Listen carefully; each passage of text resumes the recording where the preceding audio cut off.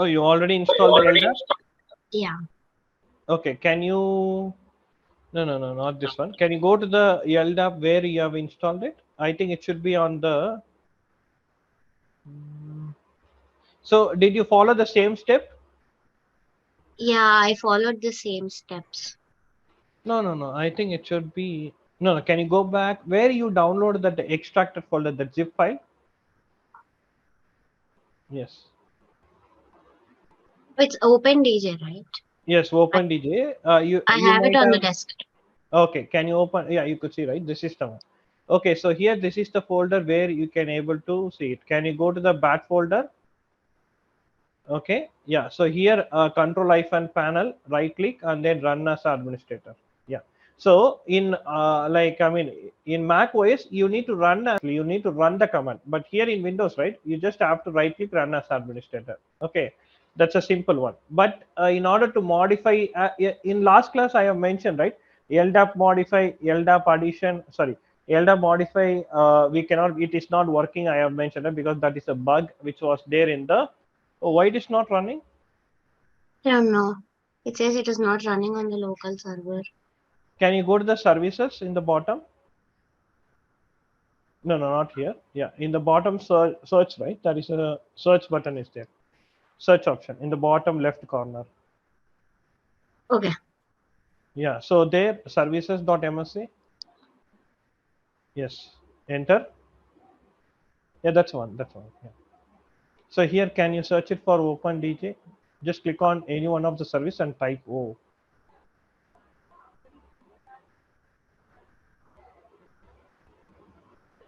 It's not yet installed. Did it installed completely? Yeah, I also tried commands also. It was running. Oh, is it running? But Yeah. here it is not there. The service is not there. Okay, did you run the setup.bat only, right? Yes. Okay, No, scroll down. control hyphen and No. In the first one, no, not here. Like when you are installing, you did run the setup.bat, right? yes. Okay, anyways, that's fine. Yeah. So here, start-server.bat is there. If you scroll down to the bottom, right, start-ds is there, right? Can you right click and then run as administrator? Start-ds.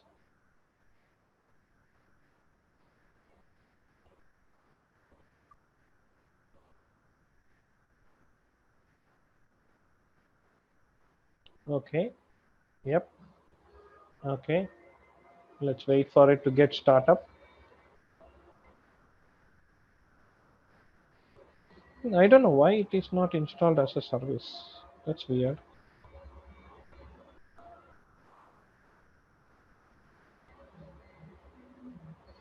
Okay, yeah. So it's already okay. It's started now. Can you run the control panel now? Yeah. So if you see the service is not running, means you can run the start hyphen. It's the Yeah, same okay. thing. Okay, it's the same thing for the Mac also, Ania. So that means if you shut down your machine or something like that, right? Okay. So we need to run the start-ds.bin. Okay, that is .sh in the Mac OS. Okay, .bat in the Windows. Actually, that's a difference. Okay. Yeah. Okay.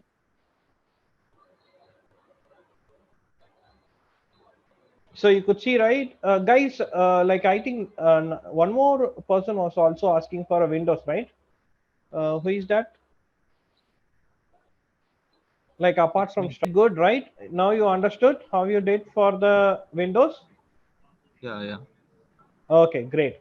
So now, so here click on the manage entries. So you also did the, like, I mean, you created the users and all, right, Shravya, for your I just own user. created one user.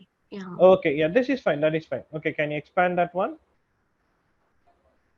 Yeah, I mean, one user is fine actually. You just have to click on the plus symbol there. Yeah, people plus symbol again. Yeah, okay, anyways, that's fine. Okay, so now let it be there, guys. Okay, so now we need to do like we need to like establish a communication between the pingfederate and then the LDAP. That is what we did in the last class, right? So can you go to the console, pingfederate console, Shravya? Did you already created a data store there? No, I. Okay, so yes, can you go to the system? Yeah, can you go to the system in the top right corner? So the user interface will take some time to get used to it. Okay, the console, click on the data store. So but once we started, right, it will be easy actually. Okay, click on the data store in the left hand side. Okay, so yeah, let it get load. So when you restart a service or when you start a mission as a fresh or something like that, right, guys? So the first time the pingfederatetutorial console will take like 1 or 2 minutes to start up actually. So here you could see, right? It is taking some, I mean, it is loading, right? So this is the, I mean, I think today is the first time you did, right, Stravia? Yes. Yeah, exactly. So the first time when you try to log in into the console in a day or per day or something like that, it will take some time to load actually. Okay. So add a new data store here. We need to follow the same step actually, Stravia. I mean, Okay. in the pingfederatetutorial console, it's the same kind of one actually. Okay, maybe you can mention the name as OpenDJ because since it is a OpenDJ, right? Yeah. So these are all. It's like a naming convention only, guys. Okay, our naming convention for our understanding purposes. Okay, can you click on the directory, LDAP? Yeah. Click on next. Okay, can you give the host name? Maybe in the command prompt you can run the host name, or else it's already there in the top. You could see, right, that pingfederate, and you are installing both of them in the same one, right? So the host name will be the same actually. Okay, can you copy that and then paste it in the, no, I think you missed L. Yeah. Okay, can you click on add there? Yeah. Now, if you scroll down, the LDAP type is not an active directory, right? So it is a open DJ, which is not. I mean, there are like thousands of LDAP tools are there. Okay, I mean, there are like many LDAP tools are available in the market, right? So every LDAP tool we cannot put it there in the ping. I mean, we cannot put it there as a supported one actually. So that's why Ping Federate development team what they did. So they just mentioned like top 5 tools, and then other tools we can put it there as a generic. So in the drop down you can able to see, okay, the active directory is one of the tool. Okay, and then generic, right? Generic means it will consume, I mean, it will take all the LDAPs actually. Pingfederate will support all the LDAPs actually. Okay, it is not, I mean, only the database, some databases is not supported by the Pingfederate, but LDAP, all of the LDAPs are supported in the Pingfederate. Okay, so you can choose the generic in the drop down. So here, if you scroll down, there is a CN is equal to directory manager root user account you created in the OpenDJ, right? You can use the same thing here. CN is equal to directory space manager, the admin account. Uh, No, the you know, LDAP admin account. No, the LDAP admin account, you know, right? Like when you install the LDAP, there is an LDAP admin account. CN is equal to directory manager. If you remember that while during the installation of the LDAP, there is one admin account you might have used it, right? You didn't save the password. No, no. you used it to log into the LDAP right now. Oh yeah, that password. Yes. Yes. Yeah. CN is equal to directory space. That is the admin account actually. Okay. Space manager. Yeah. Okay, guys, don't forget this password, guys. I mean, if you forget it, that's all. There is no way we cannot recover this one. So we should have to freshly install the OpenDJ again. Okay. Test the connection in the left hand side. Okay, so here connectivity test was successful, right? Can you scroll to the top and then enable the LDAP? Yes, actually, in the left hand side, top left hand side. Yeah. Okay, now test the connection. It should have to throw an error. Okay, so this is why. Okay, so in the last class we already did this one, right? Okay, why? Because it is not working means because it is asking for a certificate, right? The certificate is not there, so that's why the LDAP is rejecting the Ping Federate request, even though the Ping Federate is using the administrator username and password, right? So now scroll down. Just as of now, let's save this one. Okay, we will export the certificate from the LDAP and import it into the Ping Federate. Okay. Can you click on next? No, you just click on next and save it. Every time, whatever we did, right, we need to save it actually. Okay, or else, I mean, if you didn't save it, we need to do it from the scratch again. Okay, so let it be there, guys. Okay, now can you Okay, open another tab. We need to download the Open SSL tool actually. Okay, like if you remember, we did it in the Mac OS, right? The same way, but here it's a easy because Open SSL it's a Windows only actually. Okay, Open SSL space download.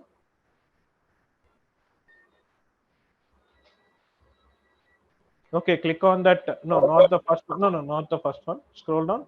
There is a sourceforge.net is there, right? The second one. Scroll up. Yeah, you could see. Can you click on this one and download it? Okay, it's a only one-time usage, guys. I mean, for PingFederate, no use for this one actually. Okay, in the first class, I have explained you about the PKI, right? Public Key Infrastructure for Digital Certificates. Okay, so I said there is a separate team for the certificates and all will be there, right? So for that team, this kind of open SSL will be useful actually, not for PingFederate actually. PingFederate only this one is useful. Like we won't use much on the open SSL actually. Okay, can you export? Can you extract this file? I think it should be there in the downloads. Can you go to the downloads and then extract it there? Only one time we will be using it, guys, so you don't need to worry about it.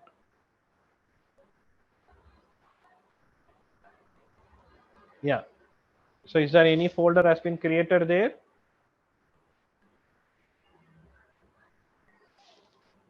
Hmm.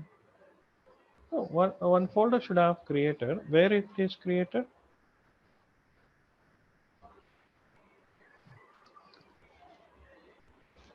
Oh, it must have created somewhere else.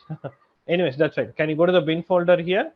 It's a simple one to run it here actually. Okay, open SSL that application is there, right? Run it. So the same command which we did in the Anuya's machine, right? The same command we are going to do it here also. Yes underscore client. Okay, space hyphen connect. Space the held up host name.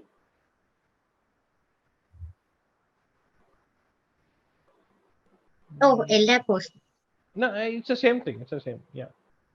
Okay, colon 636. That is a port, right? Which you used for a secured one. Enter. Yeah, you just have to maximize this one actually. Yeah, it got connected, so it will give an yeah. So here you could see begin certificate, end certificate is there, right? Okay, if you scroll up a bit, you can able to see the begin certificate, end certificate. Can you copy that and put it there in the Notepad++?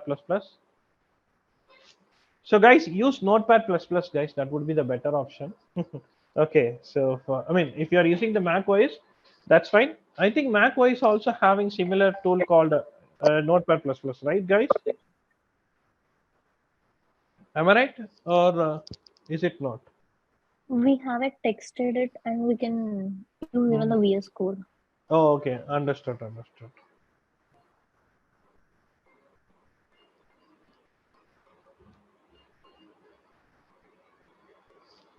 Okay, can you save it this file as a ldap.cer?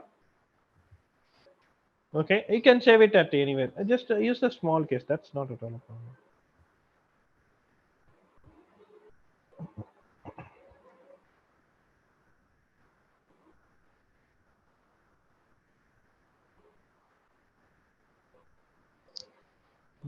No, no, no. You just have to use the all types. Okay, this is Windows, right? This is like a little bit different. So save as type as all types in the top. Scroll to the top. You need to scroll. I mean, above normal file. Yes. Save it. Yep. Good. Okay, now close it. That's all. Yeah. So now can you go back to the yeah. No, no, you can ignore this. This is not required. Can you go back to the console there? We can upload this certificate. Okay, so here we are going to make the trust, right? So we need to upload this certificate in the trust store actually. Okay, so let's do that.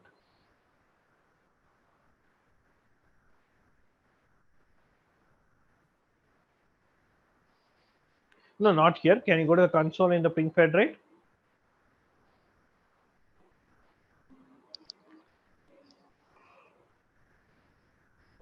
Can you go to the security there? Yeah, we need to go to the security. Yeah, trusted CA where we have uploaded the certificate. Okay. So here, yeah, let it get load. So there are three type of certificate, guys. One type is to enable the trust. This is the one of the certificate we will be using it for the LDAP. Okay, so this is the trusted CA. That means in order to enable the trust between the PingFederate and then the other application. So here LDAP is the application. Okay, upload the certificate and then click on next and then scroll down and save it. Now, if you go back to the LDAP data store and then test the connection now, it will work.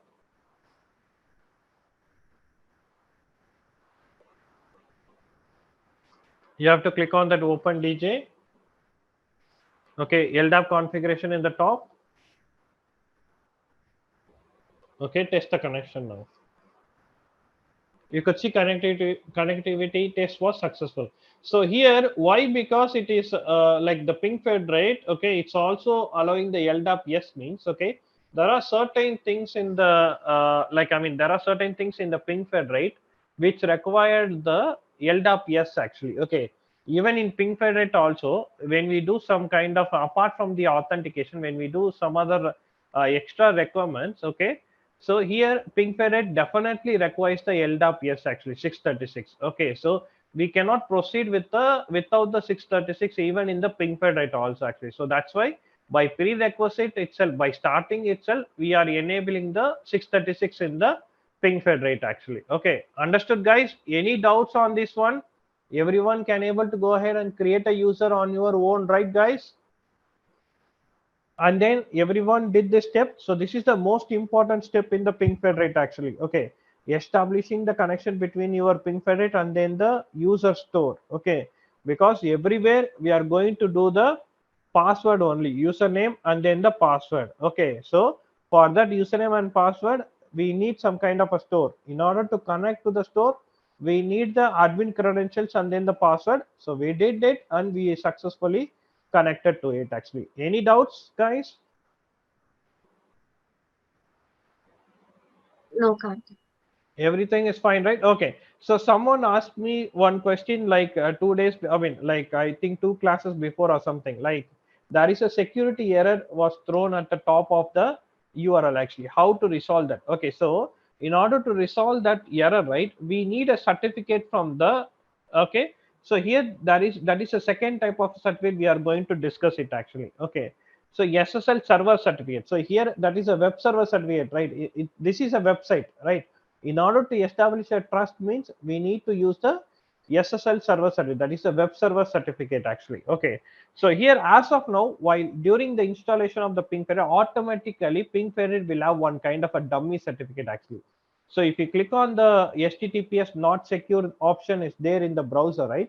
If you click on there, right, okay, it will show some kind of a, yeah,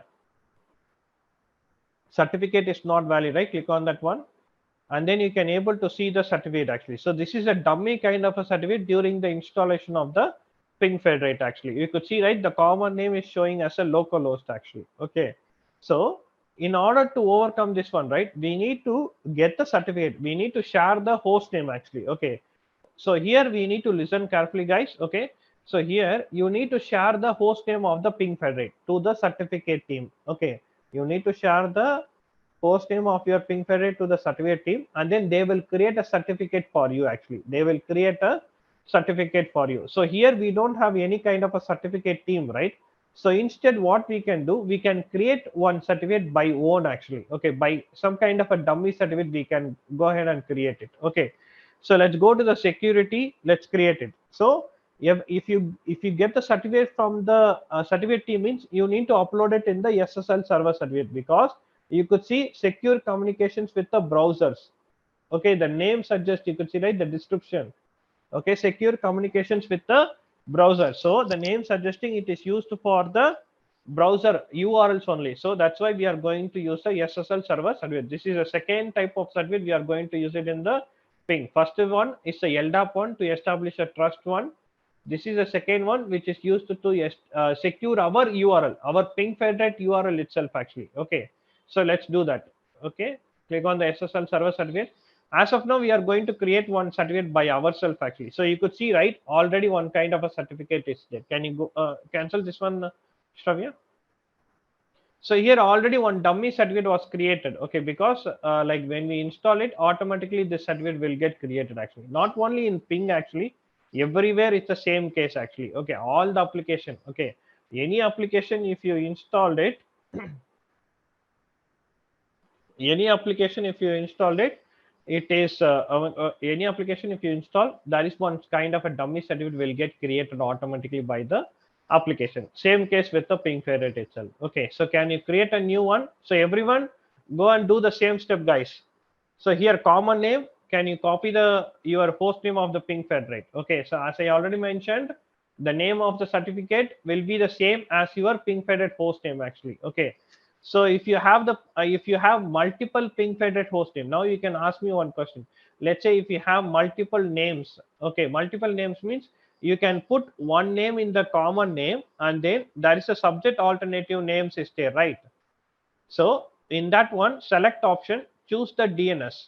DNS means distinguished domain name server actually. That means if the host name is having multiple, okay, we can add other host names in the subject alternative names actually. Okay, so can you, in the next step, there is a subject alternative name is there, right? Okay, use the DNS domain name service and then use paste the same value actually. Here we are having only one, right? Okay, so every time whatever the common name you are using it, right, the same value you need to put it in the subject alternative name also actually. Okay, you need to click on add in the right hand side. Yeah, so you can add multiple SAN, guys. You can add 10. Okay, you can add, if you, if the application, if your pingfederate is having 10 host name means you can add a 10 host name. 15 means 15. I mean, normally 10 15 not possible basically. Okay, that is not there. I mean, theoretically it's possible, but practically they won't create it basically. Maximum they will give 4 to 5, that's all. Okay, yeah. Okay, organization. These are all your details actually, guys. Okay, so that is based on your organization. So if you are working in, let's say like TCS technologies means you can put organization as a TCS. Okay, just put, you can maybe organization test hyphen Zogo like that you can use. Yeah. Okay, organization unit. I think OU you can use people. Okay, I think you are creating the users under people, right? Okay, you can use the same thing. Okay, city, you can use your own city, whatever the city you are part of or the organization part of. Okay, and then the state also the same actually. Okay, I think it's Denton is in Texas, right? Yeah, you can use the country as US. No, you need to use US actually. Yeah. The country code. Okay, so validity, normally it is 1 year validity actually. Every organization will use the same thing. Click on next.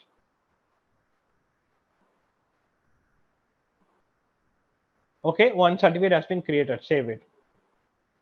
So this is for dummy purpose, guys. Okay, yeah. So here, but since if you create a certificate, but since the local host certificate is already there as, right? Okay, here in the right hand side there is a runtime and admin.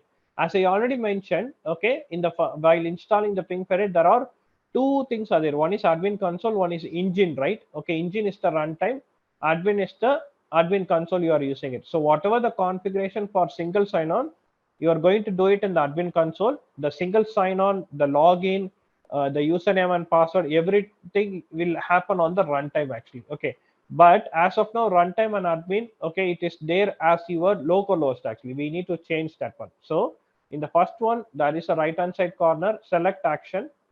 Okay, there is a default. Okay, oh, we need to make the other certificate as a activate actually, then only we can able to deactivate. So activate default for runtime server. Can you refresh it?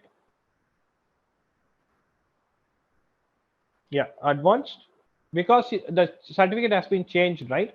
So that's why. Okay, so second one, select action, activate default for runtime server, activate default for admin console, both of them.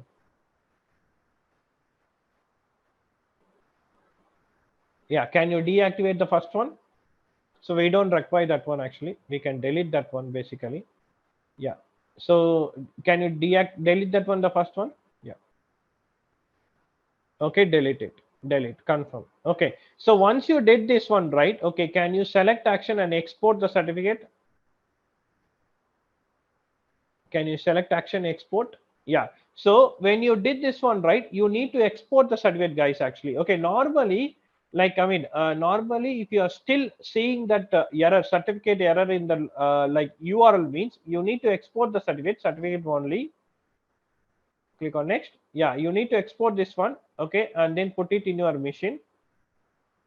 And then what you need to do, right? So you need to go to your server actually. So here you are still already in your server, right? So you don't need to worry about it. But here, like after updating the certificate also, if you're still seeing that error in the not secure, so here we are still seeing the error, right? Okay, what we need to do, so we need to copy the certificate and we need to go to that host name actually. Okay, so here laptop hyphen, that is your host name, right? You are already inside the machine actually. Okay, you are already in the machine. So what you need to do, you need to copy the certificate and then go to your host name. So you are already there in the host name. Okay, once you copied, right, you just have to open the certificate. Can you open the certificate? So once you open the certificate, there is an option called install certificate. Can you click on install certificate? So here you need to choose the local machine actually, since we are going to put it there in your local machine. Click on next. It will ask for an administrator access, guys. I mean, obviously in your server you are the administrator. Okay, choose the second option, place all the certificates in the following store. So choose browse. Okay, you need to do the same thing, guys, on the Windows. Okay, yeah, let's do it in the like Mac OS also, Anuya. Okay, yeah. So here choose the trusted root certificate authority, the second one. Yeah, okay, click on OK, because we are going to put it as a trusted root actually. Okay, this is also enabling the trust one. Click on next and save it. That's all. So I mean, this one is optional, guys. Okay, if you are not seeing that like if you are seeing that unsecured option still after updating the certificate, also means you need to do this step. Okay, if you are like 99.9%, okay, you will see the lock symbol actually. Maybe like 1% or 0.5%, you will see the not secure option. Okay, if you're still seeing the not secure, means you need to do this step actually. Okay, click on OK here. Okay, now close the browser and open it again. No, you need to close no. Okay, yeah, I think we didn't yet saved it there. Okay, anyways, that's fine. Close everything. Close the whole browser. Can you open the browser again? Now you can able to see it is secured.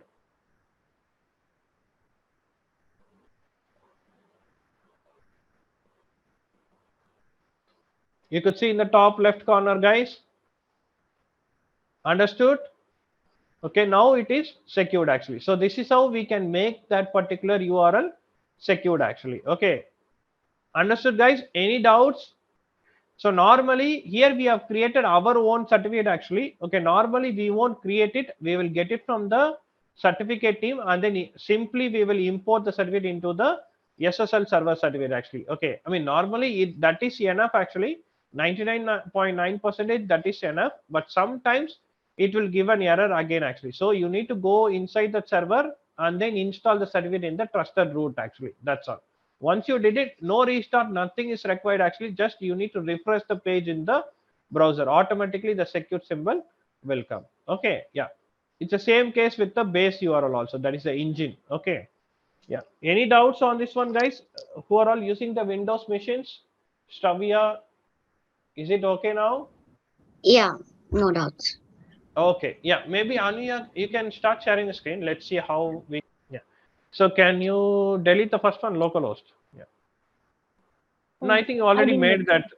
No, no. Yeah. I think you already made the second one as a default, right? You can leave it. Yes. Can you delete the first certificate, the localhost? We don't require that. So in order to avoid the confusion, we can delete the first one. Okay. Okay. Can you export that second one? Still, it is showing the not secure, right? Okay. Yeah. Anyway, that's fine. Yeah. Can you click on next? Export. Export here. Yep. Yep.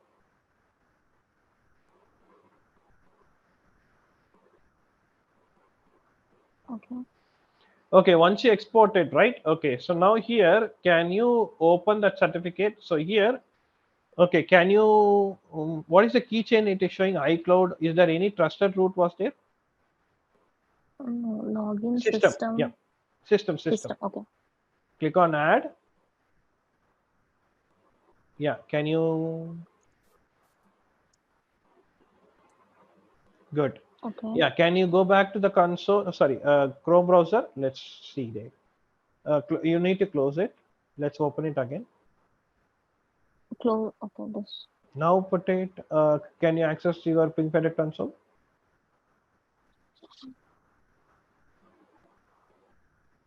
No, it's still It's still showing. there. Yeah. Can you click on the not secure there? Yeah, view certificate. Okay, I think we already put it there. This Mac OS again. It is showing. We Okay. have put the new one. Yeah. Yeah. Okay. Okay. Anyways, can you open the certificate which you can you go to the folder there where Okay. you have exported? I think we need to Okay. put it there in the keychain also. I think so. Can you open this one? Okay. Can you put it there in the log? Okay. So here, click on the view certificate. Let's see. Okay. Okay. Can you click on the trust? Use system default. Can you click on details? Yeah.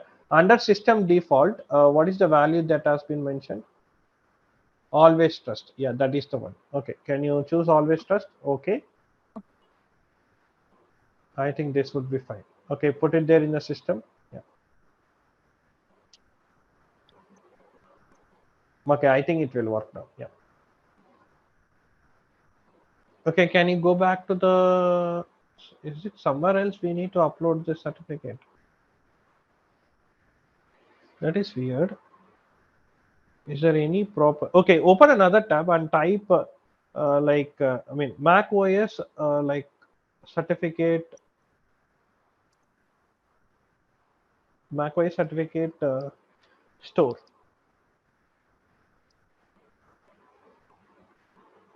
Yeah, click on that first one. What is the Mac OS equivalent of the Windows certificate store?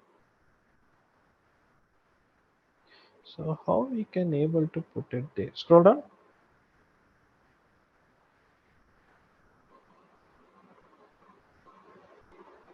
Okay, these are all not required. Just hold on a minute. Okay, so can you go to the utilities actually? Let's see. I think we need to go to the keychain. I think there is just one setting called keychain, right? Can you go to the Yeah. top? Where, okay, where we can, yeah, utilities Utilities. is there, right? Yeah. So there was one keychain was there, right? If you remember. Yeah. Yeah, keychain. Keychain access. Open that one. Yeah, we already saw that one. So here, yeah, exactly. So My here in the certificates. system, no, can you go to the system there? Let's see. Okay. Yeah, so here, is there any certificates already there? Is it today? Yeah, we today only you created the, okay, right? Okay, open this Yeah. one. Let's see. So here, trust, click on the trust in the top. Okay, can you use the always trust in the, yeah, always trust. Yes. Okay, can you able to click on OK here? Oh, you need to go back I up. think it's automatically done. Okay, can you close it? Yeah, okay, yeah.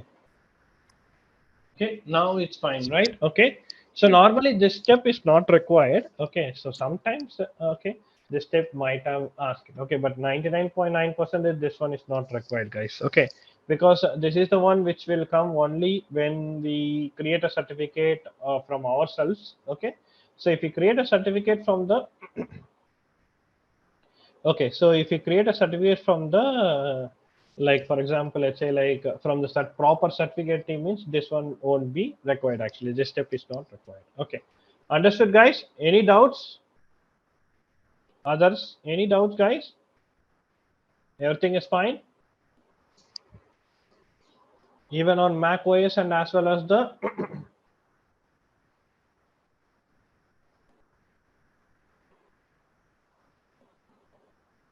any doubts? Mac OS and Windows, everything is fine, guys. Shall we move on to the next one? So here, if you open another tab, right, just type zoom.us. Zoom. Okay. Zoom.us. Yeah, enter. Yeah. So here, click on the sign in option. So this is the application. You are the user on here. So you are trying to access the sign in option. Okay. So there are a lot of sign in options are there. So if you scroll down, there is one Google sign in option is there, right? So if you click on the Google, right, your Google is acting as your identity provider actually. Okay. So who is providing the identity of a user? you are going to use your Gmail account, right? Then Google is the identity provider, right? Then who is the service provider? Who is providing the services to you? Then Zoom is the service provider because it is providing the services to you in the form of Zoom meeting, right? So when you click on the Google, just click on it. So if you see it correctly, don't no, just let it be there. So if you could see, right, it is throwing the login screen to you. Actually, it is throwing the login screen to you. Okay, so if you see it in the top right, okay, this page is not the Zoom page. Actually, this page is not owned by Zoom. This page is owned by the Google one. Actually, so here Google is acting as a pingfederate. Okay, so here Google is acting as a pingfederate. I mean, Google is having some kind of their own single sign-on tool. Actually, okay, their customized single sign-on tool will be there. Okay, they won't use any kind of a pingfederate or any third-party single sign-on tool. Okay, so Google is there having their own single sign-on tool. Actually, so here it is throwing the login screen. Okay, you need to type the username and password, right? So here you need to use your username and password. Actually, okay, that means you need to type the username and password, but this one is thrown by the Google single sign-on server. Actually, it is not thrown by the Zoom. So here in pingfederate, if we enable the single sign-on in pingfederate, when you try to access any application that has been enabled with the pingfederate single sign-on means, okay, the login screen will be thrown by the pingfederate. Actually, okay, the login page where you will be typing the username and password. So that page or that I mean anything, okay, it may be like a login screen, or it may be like a pop-up where you will be typing the username and password. Actually, okay, so that has been thrown by the pingfederate guys. Actually, remember this point: whenever you enable the single sign-on by using the pingfederate, the login screen should thrown by the pingfederate only. Okay, so here also, because I mean it's the same thing with all the single sign-on. Actually, any single sign-on tool, if you are using it, okay, the same case, the login screen will be thrown by the single sign-on tool only. So here in pingfederate, when you enable the single sign-on, the login screen will be thrown by the pingfederate. So in order to, I mean here, if you listen carefully, so the login screen, as I mentioned, right, how we can able to throw the login screen to the user. So how we can able to trigger the login screen from the pingfederate. So that is one of the component we are going to see it in the pingfederate. Okay, there are different types of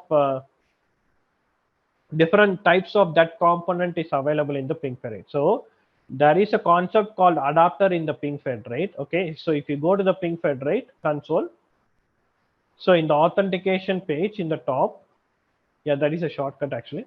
So there is a IDP adapters is there, right? So adapter is kind of a concept. Okay, it's a one of the another most important component in the pingfederate, where the pingfederate is used to trigger the user to type the username and password. Okay, so adapter is the component in pingfederate which will be used to trigger the user to type the username and password. So how we can able to trigger it? In the form of login screen, or in the form of pop-up, or in the form of multi-factor authentication. So here in pingfederate, adapter is the one which will be taken care for the single like first factor authentication, like that is the username and password, and as well as the multi-factor authentication also. Actually, okay, so there are two type of authentication are there, right? One is first factor, that is the username and password. Multi-factor authentication, we will see that actually. Okay, so in order to enable both of them, that can be done, I mean that can be triggered by using the adapter only. Okay, adapter is not going to do the authentication, just remember it guys. It is not going to do the authentication, just it is throwing, that means it is triggering the user to type the username and password in the form of a login screen, or in the form of a like some kind of a pop-up actually. Okay, if you open another tab, I will show you. I will show you one example. Type HTTP basic authentication. Yeah, enter. Can you click on the images there? Yeah, so here if you could see, right, you may receive this kind of a pop-up, the third one. Actually, click on the third image. Yeah, you may have you ever seen this kind of a pop-up guys in the Chrome browser or any other browser, anywhere at any point? Have you ever seen this behavior or seen this pop-up guys? No. Okay, so this is one of the, I mean, you can able to type the username and password there in the pop-up, guys, actually. So this is also one of the way the adapter will trigger the user to type the username and password. Okay, now type pingfederate space HTML form adapter. I'm just showing some example, guys. Okay, click on the images. Yeah. So here, okay, just give me a minute. Oh, it's showing one directly showing the configuration of the pingfederatetutorial. Okay, that's fine. Scroll down. Let's see, is there any example is there or not?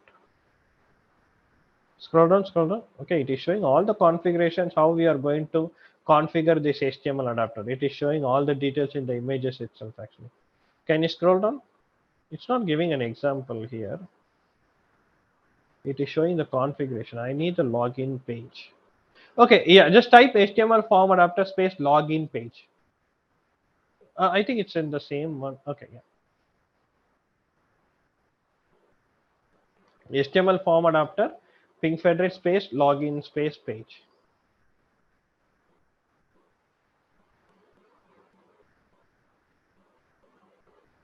Yeah, now click on the images there. Let's see. Oh, it's not showing again. Yeah, you could. No, that's a normal one. Okay, can you click? Okay, you saw the administrator login screen, right, guys? When you click on the pingfederatetutorial console, you saw some administrator login screen, right? So the even the pingfederatetutorial login screen also will be looks like this one, guys. Okay, so it's a similar kind of a page. Okay, only some differences will be there. We will see when we do the practical session of this one, actually. Okay, so here in I mean in the Zoom example, Google is the one which is throwing the login screen to the user. Similarly, here also when you enable the single sign-on for the ping by using the pingfederate means the application, when you try to access it, the pingfederate will throw the login screen to the user. Okay, so the adapter is the concept which is used to trigger the user to type the username and password. It is not going to authenticate the user. It is not going to do that. It is going to just trigger the user to type the username and password, actually. Okay, so this is the component. Now how we can able to connect the adapter to the data store. Now you can ask me one question, actually. Okay, so I mean, adapter is the one we can able to get the username and password. Okay, but how come it is the adapter is getting the username and password and going to the data store and checking the username and password is correct or not, actually? Okay, so you guys are having a doubt, right? Okay, so now we know how we are getting the username and password from the user. Okay, and then we know the data store is connected, actually. But how the adapter going to the data store and searching the user and then searching that user and then validating the password, actually, because adapter is not going to do that option, actually. So there is an intermediate step between the adapter and then the data store, actually. So there is another intermediate component called PCV, password credential validator, actually. Password credential validator. So as I already mentioned in during the LDAP class, right, there is a search scope and then the search filter, actually. Anyone, I mean, like, remember that one, guys? Search scope and then the search filter. What is the search scope and what is the search filter? Even during the LDAP search also we did, right? Search scope and then the search filter. Anyone remembers? Search scope means of the DNS name component. The DC, we have the domain component. Yeah, exactly. Where we starting the search. Obviously, from the root only we are going to start it because that is the root, right? We are going to start from the root. That is the proper way, actually. Okay. Now, what is the search filter? Either It's the the username or the UID. email ID. No, I gave one example, right? UID is equal to dollar username because right hand side, I mean, here in pingfederatetutorial also, there are like lot of users will type the username in the login screen or in the pop-up, actually. So that will be a static one, right? Sorry, that is a dynamic one. It is not a static, so it will get changed. So UID is equal to dollar username, actually. Okay, so search filter is that one, search scope is the root, actually. So we are going to give both of them in the PCV, actually. So First of all, if you create a data store, the next step you need to use the PCV. The next step you need to configure the adapter actually. Okay, so this is the scheme. Okay, so this is the workflow. Okay, so adapter is the one which is used to trigger the user to type the username. Okay, username and password. That means like adapter is the one which is used to get the username. Okay, so adapter got the username and password, but how adapter goes and checking with the data store, there is no connection in between actually. In order to enable the connection between the data store and then the adapter, there is a concept called PCV actually. In PCV, we are going to use the data store, use the search scope, use the search filter actually. Okay, so whatever the PCV we created, we need to use it in the IDP adapter actually. So in adapter, we will configure the PCV. In PCV, we will configure the like data store, search scope, and then the search filter actually. Okay, understood guys?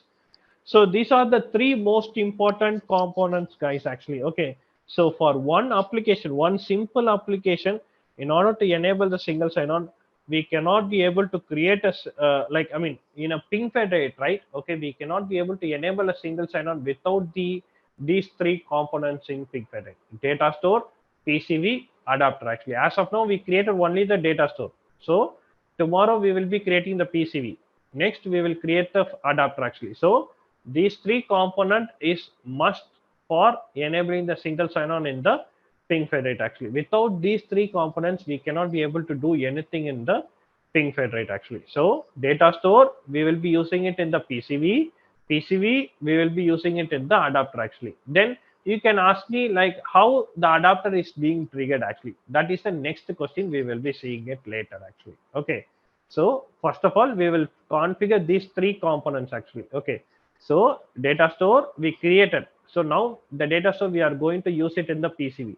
Then while after creating the PCV, then we will put the PCV inside the adapter. That means while creating the adapter, we will definitely use the PCV. So these three components are interconnected now. Now, how we can able to trigger the adapter in the first place actually? That is what the next step actually. Okay, by using a SAML or by using the OAuth, we are going to use the adapter. That means adapter will be configured in SAML connection or in the OAuth configuration actually. Okay, so any one of them. So we will also see that one. Okay, so we will stop it right here.